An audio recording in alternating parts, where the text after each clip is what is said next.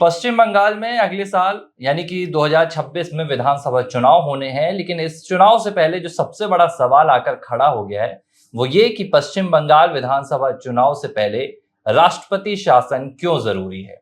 हालांकि ये पहली दफा नहीं है जब पश्चिम बंगाल के लिए राष्ट्रपति शासन यानी कि संविधान के अनुच्छेद 356 लगाने की मांग की जा रही है, लेकिन अब ये मांग इतनी व्यापक हो गई है कि इसे लेकर देश भर में प्रदर्शन भी किए जाने लगे हैं।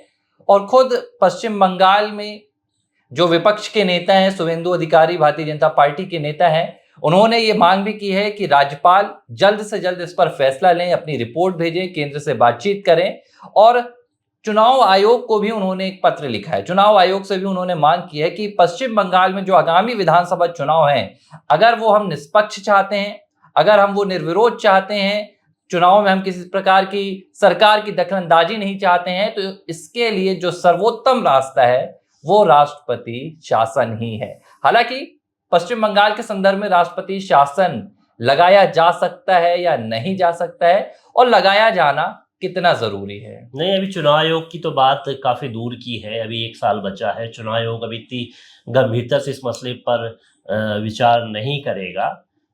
विचार सिर्फ यहाँ पर राज्यपाल कर सकते हैं, क्योंकि राज्यपाल जो होते हैं किसी भी मुख्यमंत्री के कार्य को देखते भी हैं, क्योंकि जो आदेश वगैरह जो भी निकलते हैं वो राज्यपाल के से होकर ही निकलते हैं। मतलब संचालन एक तरह से राज्यपाल के तौर पर ही किया जाता है, लेकिन प्रत्यक्ष तौर पर हमें सामने मुख्यमंत्री दिखती है। तो राज्यपाल को लगता है तो राज्यपाल स्वयं संज्ञान लेते हैं, और वो लगातार जो ऐसे इलाके हैं जहां पर घटनाएं हुई हैं वहां पर लगातार दौरा भी कर रहे हैं और रिपोर्ट बना भी रहे हैं, और लगातार वो केंद्र सरकार के संपर्क में भी हैं। लेकिन ओवरऑल जो आप ये राष्ट्रपति शासन आर्टिकल 356 की बात कर रहे हैं, ये ओवरऑल राज्यपाल की अनुशंसा, राज्यपाल की रिपोर्ट पर ही होगा। राज्यपाल जब तक केंद्र को रिपोर्ट नहीं करेंगे तब तक उस पर किसी प्रकार की कैबिनेट निर्णय नहीं लेगी, और कैबिनेट निर्णय लेने के बाद ही वो राष्ट्रपति के पास राष्ट्रपति शासन के लिए जाएगा। और ये बहुत ही गहन विषय होता है, किसी भी चुनी हुई सरकार के खिलाफ राष्ट्रपति शासन लगा देना इतना आसान राष्ट्रपति नहीं। शासन का सीधा सा मतलब है कि सरकार की बर्खास्तगी। नहीं, सरकार की बर्खास्तगी है, और बहुत कम ऐसे निर्णय हो पाते हैं। देखिए, जैसे वैकेंट है कोई पोस्ट मुख्यमंत्री की, चुनाव में देरी है या सरकार विखंडित हो गई है, तो उस समय राष्ट्रपति शासन लगाया जाना तो हमने सुना है। लेकिन ऐसे मामले पर कि जहां पर कि मुख्यमंत्री ही सक्षम न हो और मुख्यमंत्री अपने पदी दायित्वों का निर्वहन न कर रही हो, ये मसला बहुत महत्वपूर्ण होता है चर्चा में। राष्ट्रपति शासन मुख्यमंत्री के रहते हुए तभी लगाया जाता है जबकि राज्यपाल ऐसी रिपोर्ट पाते हैं कि मुख्यमंत्री जो है जो राज्य के जो लोगों के प्रति भेदभावपूर्ण रवैया अपना रही है, और एक तंत्र जो है वो विफल हो गया है। ये आप मान लीजिए कि इस मुद्दे पर बात होती है।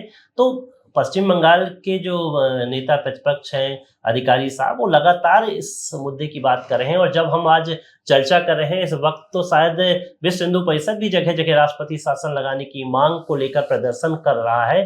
तो इस समय अगर मैं बोलूं तो पूरी तरह से भारत की नजर पश्चिम बंगाल पे ही है, और पश्चिम बंगाल पे बहुत पहले से नजर है, क्योंकि ये घटनाएं जो निकल कर सामने आई हैं ये पहली बार नहीं हुई हैं, बार बार घटनाएं हुई हैं। और एक चीज यहाँ पर जो निकल कर सामने आई है कि ये पहली दफा, मैंने आपको पहले जैसा कहा कि पश्चिम बंगाल में इससे पहले भी जब कोलकाता का आरजीकर मेडिकल कॉलेज का मामला सामने आया, इससे पहले 2021 में भी जब चुनाव के बाद, नतीजों के बाद जो तमाम घटनाएं सामने आई थी, तब भी ये मांग की गई थी कि राष्ट्रपति शासन लगाया जाए।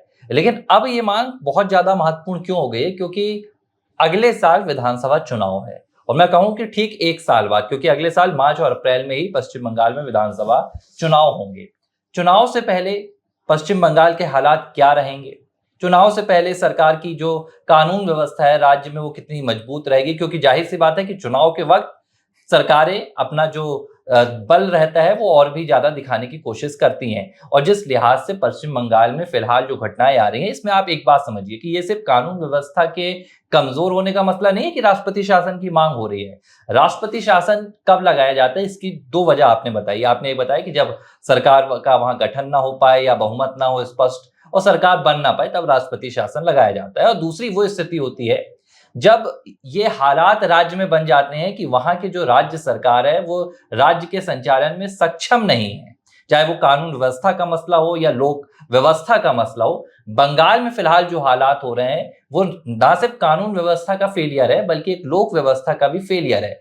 इसके अलावा जब देश में सुरक्षा की स्थिति के साथ समझौते वाली स्थिति बनने लगती है, बंगाल के जो हालात हैं फिलहाल, जो बंगाल के 4 राज्य सबसे ज्यादा प्रभावित नजर आए, ये जो हाल ही में हादसे हुए इनमें मालदा है, मुर्शिदाबाद है और जंगीपुरा, ये तमाम जो इलाके हैं अगर आप इनको देखेंगे तो ये बांग्लादेश के साथ सीमा साझा करते हैं, यानी कि बॉर्डर साझा करते हैं। रिपोर्ट सामने आ रही हैं, ये दावे बार बार किए जा रहे हैं कि बंगाल के भीतर जो भी परिस्थिति बन रही है इसमें विदेशी ताकतें भी सामने आ रही हैं।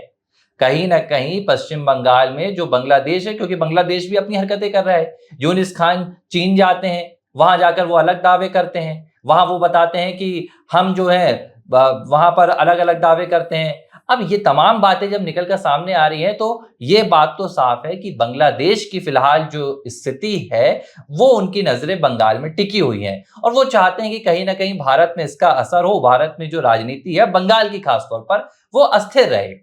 अब जब ये तमाम हालात यहां पर निकलकर सामने आ रहे हैं तो शुभेंदु अधिकारी नेता प्रतिपक्ष हैं, उन्होंने ये कहा कि जब अगले साल विधानसभा चुनाव होने हैं, और शुभेंदु अधिकारी ये बात बार बार दोहराते रहे कि जो पश्चिम बंगाल की मुखिया हैं यानी कि ममता बनर्जी हैं, वो कहीं ना कहीं जो वोट बैंक की राजनीति होती है, जो तुष्टीकरण की राजनीति होती है, उसमें वो रोहिंग्याओं को और जो बांग्लादेशी घुसपैठ हैं उन्हें कहीं ना कहीं बंगाल के भीतर आसानी से प्रवेश करने देती हैं और बाद में उनके वोटर आईडी बनवा देती हैं ताकि उनका वोट बैंक मजबूत हो। तो ये तो अब सीधे तौर पर राष्ट्रीय सुरक्षा का भी मसला आ गया है। और जब अगले साल विधानसभा चुनाव होने हैं तो उन्होंने ये दावा किया है कि पश्चिम बंगाल में ऐसे हालात अगर है तो निष्पक्ष चुनाव संभव नहीं है। जहां भी इलाकों में 50% से कम बहुसंख्यक हैं उन्हें रोका जा सकता है। और फिर जब देखिए ना, पूरी कानून व्यवस्था आप मुख्यमंत्री चला रही हैं। मैं आपको एक उदाहरण दूंगा यहाँ पर, अगर आप उत्तर प्रदेश की कानून व्यवस्था को देखें तो वहां एक नाम हमेशा चर्चाओं में रहता है, एडीजी लॉ एंड ऑर्डर प्रशांत।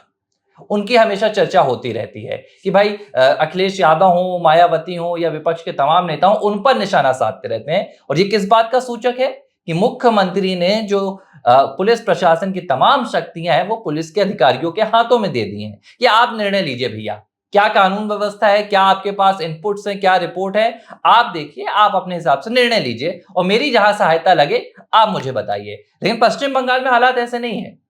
पश्चिम बंगाल में आपने कई मर्तबा कहा कि भाजपा के एक नेता प्रचार के लिए भी जाते हैं तो उनको सुरक्षा नहीं मिल पाती है, वो डीजीपी से मदद मांगते, डीजीपी नहीं करते हैं, गृह मंत्री को वहां पर फोन करना पड़ता है कि भाई आप देखिए इनकी मदद कीजिए, देश के गृह मंत्री को। तो ये हालात हैं कि पश्चिम बंगाल का जो पूरा प्रशासनिक कंट्रोल है वो ममता बनर्जी के हाथों में रहता है। पूरा प्रशासनिक कंट्रोल होना भी चाहिए। मैं मान लेता हूं कि मुख्यमंत्री को पूरी पावर होती है, तमाम चीजें होती हैं, लेकिन निरंकुश जो प्रशासन हो जाता है, बात इस पे होना चाहिए कि हम किस तरह से राज्य का संचालन कर रहे हैं। देखिए, पक्षपात पूर्ण रवैया किसी भी स्टेट में किसी मुख्यमंत्री का वो दिखता है। अगर आप प्रशासन को फ्री हैंड करते हैं, वो अपनी तरीके से काम करता है, वो एक अलग चीज है, और मुख्यमंत्री के निर्देश पे काम करता है, वो अलग चीज है। दोनों चीजों में शांति बरकरार रखना चाहिए। अगर आप अशांति फैला रहे हैं या शांति फैल रही है वहां पर, उसके पीछे कारण है और आप उसको रोकने के लिए आगे नहीं आ रहे हैं, तो उस पर सबसे ज्यादा महत्वपूर्ण चर्चा है। जिन आपने इलाकों की बात की जहां पर की घटनाएं हुई हैं, वहां पर हिंसक घटनाएं निकलकर सामने आई है, बात वहां की है कि वहां के लिए आप काम कर रहे हैं। देखिए, अभी आज के हालात ये हैं, तो जब जैसे नजदीकी चुनाव आएगा तब तो आप ध्रुवीकरण के लिए होंगे, लेकिन मैं सिर्फ इस बात की बात करता हूं कि ध्रुवीकरण किसी एक स्टेट में किसी एक पार्टी की बात नहीं कर रहा हूं, कि हम किसी अन्य स्टेट में भी हो सकते हैं कि वोट बैंक में दोनों दल भी अपनी बात रख सकते हैं, बयानबाजी कर सकते हैं, लेकिन इस बिना पर कि ऐसी हालातों को पैदा करके आकर्षण पैदा किया जाए वोट बैंक पे, ये कहीं पर भी जरूरी नहीं होता है और इस तरह से नहीं करना चाहिए। अगर इस तरह के हालात बनते हैं, विपरीत हालात बनते हैं कि वहां पर उम्मीद न किया जाए कि भविष्य में जो घटनाएं होंगी, अगर ये डीजीपी रहेंगे तो ऐसी घटनाएं होंगी, तब वहां पर चुनाव आयोग भी ध्यान देगा। देखो, संवेदनशील जो बूथ बनते हैं, अति संवेदनशील जो बूथ का निर्माण होता है, उसका चयन इसी तरह से होता है कि वहां पर घटनाएं कैसी होती हैं। आज ये हालात है उन क्षेत्रों पे, आगे क्या स्थिति बनेगी ये देखना महत्वपूर्ण। होता क्या है कि जब आप निरंकुश हो जाते हैं और आप अपने वोट बैंक के लिए सब कुछ करने के लिए तैयार हो जाते हैं तो ऐसी स्थिति बनती है। मैं आपको यहाँ पर सीधी सी बात बताऊंगा, पश्चिम बंगाल के मुखिया गंधारी बन चुके हैं क्योंकि वो अपने वोट बैंक के मुंह में अंधी हो गई हैं। उन्होंने आंखों में पट्टी बांध ली है। अब एक आप बयान मैं आपको बताऊंगा, आपको थोड़ी सी हंसी भी आएगी क्योंकि ये बयान ही ऐसा है। अब पश्चिम बंगाल की मुख्यमंत्री कहते हैं कि जो राज्य में घटनाएं आई हैं हिंसा की, अब इन घटनाओं के पीछे भारतीय जनता पार्टी है, इन घटनाओं के पीछे भाजपा के नेता हैं। ये अपने आप में बड़ा हास्यास्पद बयान है। अब आप उत्तर प्रदेश में देखिए, उत्तर प्रदेश में अगर कोई हिंसा की घटना आती है तो इंटेलिजेंस काम करता है। वहां पर ये निकाल कर लाया जाता है कि देखिए भैया, ये घटना हुई थी इलाहाबाद में, इसके पीछे का मास्टरमाइंड ये है, ऐसे घटना पहले से प्रायोजित थी। अब जब पश्चिम बंगाल की मुखिया पहले ही बांध कर बैठी है कि ये जो भी घटना हो रही है ये विपक्ष की पार्टी करा रही तो है, कार्रवाई क्यों उन्हें नहीं असली करेंगे? अपराधी तक पहुंचना ही नहीं तो है। कार्रवाई और क्यों नहीं अगर करेंगे? विपक्ष की पार्टी करा रही है तो आप कीजिए कार्रवाई, आप आपका स्टेट स्वतंत्र है, हैं। आपका स्टेट है, आप कर अगर सकते आपको हैं। लगता है कि यहाँ भाजपा के लोग हैं इन घटनाओं के पीछे तो डालिए उनको सलाखों के पीछे, देखिए कौन मैं रोकेगा? ये मान रहा हूँ, सबूत के साथ लाइए आप। देखिए किसी भी स्टेट पे, किसी भी स्टेट के प्रशासन पे, किसी भी स्टेट पर सीधा सीधा दखल केंद्र का नहीं होता है, क्योंकि वहां की वो निर्मित सरकार होती है, जनता उसको चुनती है। सीधा हस्तक्षेप कभी भी केंद्र नहीं करता है। केंद्र का सिर्फ ये दायित्व रहता है कि वहां पर जो अगर घटनाएं हो रही हैं, अगर नहीं संभल पड़ी उसकी रिपोर्ट राज्यपाल देंगे, उसके बाद आगे कार्रवाई होगी। लेकिन अगर ऐसे हालात बन रहे हैं तो वहां की अभी भी जिम्मेदारी पूरी तरह से मुख्यमंत्री की होगी, क्योंकि वो उसका संचालन वहां पर कर रहे हैं। केंद्र पर आप दोष नहीं दे सकते क्योंकि वो आपका स्टेट है। वहां की आंतरिक सुरक्षा की जिम्मेदारी आपकी है। ये देश नहीं है, वो आपका स्टेट है।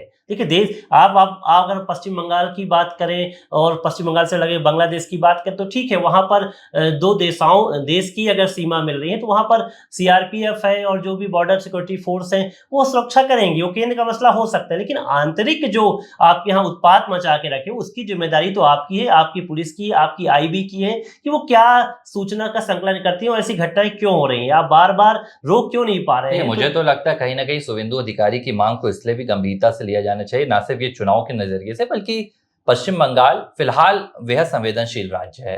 इसकी दो वजह बहुत बड़ी हैं। एक तो वहां की जो बिगड़ती हुई कानून व्यवस्था है, और दूसरा उसका बॉर्डर राज्य के साथ लगना है, बांग्लादेश के साथ उसका बॉर्डर साझा करना है। अगर यही राज्य हम महाराष्ट्र होता, दिल्ली होता या कोई दूसरा होता, बिहार होता, तो हम थोड़ा सा यहाँ पर देख सकते थे, इंतजार कर सकते थे। लेकिन बांग्लादेश में जिस तरह से हालात बिगड़े हुए हैं, वहां उनका प्रधानमंत्री नहीं है, वहां पर सरकार के मुखिया बनकर बैठे हैं, सलाहकार बनकर बैठे हैं, यूनिस खान बैठे हैं, शेख हसीना भारत में दूसरी जगह वहां पर पनाह लेकर बैठी हैं। ऐसे हालातों के बीच बंगाल में हम किसी भी परिस्थितियों के लिए ज्यादा इंतजार नहीं कर सकते हैं। और शुभेंदु अधिकारी की मांग पर अगर राज्यपाल को लगता है तो मुझे लगता है कि उन्हें जल्द ही केंद्र सरकार से चुनाव से पहले राय मशवरा भी शुरू कर देना चाहिए।